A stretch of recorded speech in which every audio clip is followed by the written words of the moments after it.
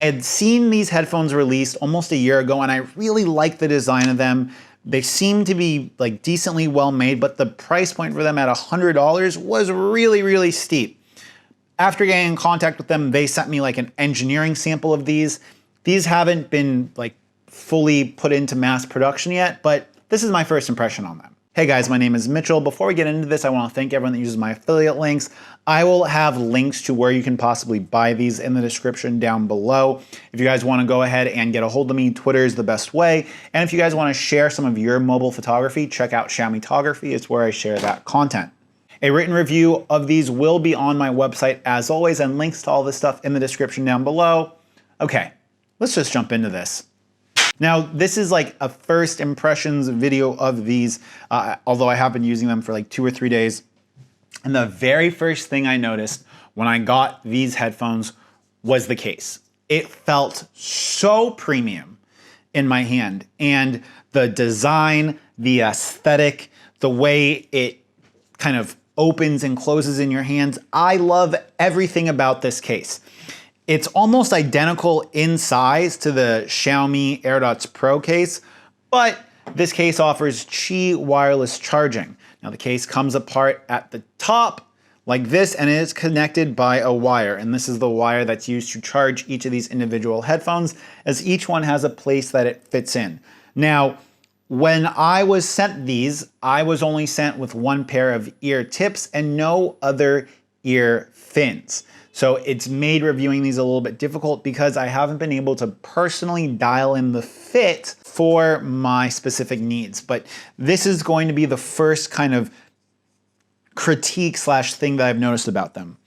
Depending upon the size of the ear gels I have, they will fit in the case differently. So if you are putting them in the case, it's really, really easy to put them in the case without necessarily connecting them to the pin connecting them inside. And sometimes you come back to dead headphones, which sucks. And obviously that's also going to depend on the ear fins. If you have a little bit more care to placing these inside of the case, I don't think you guys should have problems. Now the actual headphones themselves feel super premium. They feel really, really dense. The plastic is like this soft touch, dense plastic. When you drop them on a table, they have like a reassuring kind of like thud. And overall, I don't have any fear of breaking these, which is something that I can't say about a lot of the headphones that I review. Now let's take a minute to just talk about the sound quality of them. The sound quality of them is good. They feature the aptX codec, which at this price point is something I'd be hoping for.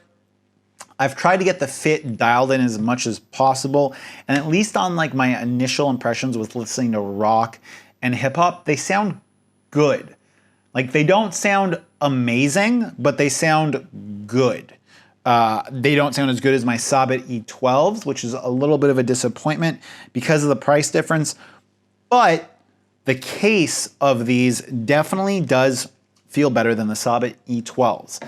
The next thing I like about them is the capacitive touch sensor for the headphones, which allows you to play, pause the track, call assistant. It does not give you volume control, which is a little bit disappointing, especially given the price point. But I haven't had any issues with the touch rejection on the sides, and like the build quality of the headphones kind of just overall is really, really impressive. They are water resistant, which is something that I wanted to kind of talk about because these are like sport headphones. Like these are meant for being your gym headphones. And given the ear fin and the ear tip, I had no issues in regards to comfort. In fact, I would say that these might be some of the most comfortable headphones that I have ever used. They are kind of up there with the Sabit E12s, and I think that comfort and fit is something that's going to be individual and per person. Obviously, the ear fins and the ear gels are going to play a big part into that. Now, are these headphones worth it? You know, these headphones are a lot of money. And if we are not counting durability as part of what makes a pair of headphones worth it or not worth it, I don't know if I can just outright say that these headphones are an amazing buy or they're a must buy. I think where these headphones are really going to shine for most, if not all users, is in 6 months down the line, in 1 year down the line, when you've been using these headphones a lot, when they've been beaten up and they still work. I think that that is going to be the place that these headphones are truly worth their money, is in their robustness.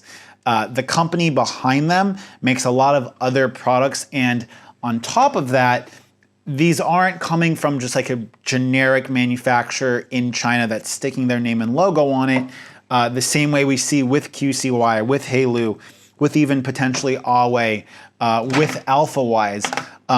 These are coming from a proprietary company, I guess you could say, and that shows in the components, in the experience, and little things like the mono mode with these is a flawless mono mode, just like it is on the Xiaomi AirDots Pro. I'm gonna have a full in-depth review on these coming up, but these I think are going to be one of the harder pair of headphones that I have to review, because if longevity is something that is such a big feature of them, I have to use them for 6 months. I have to use them and abuse them for a period of time to see how they stand up. But overall, my initial impressions, I really like them, and it's something I'm definitely a fan of. Okay, if you guys like this, you guys know what to do. If you guys want to see other reviews, check out these links over here and check out the website because I'm always updating it. It's been Mitchell. Peace.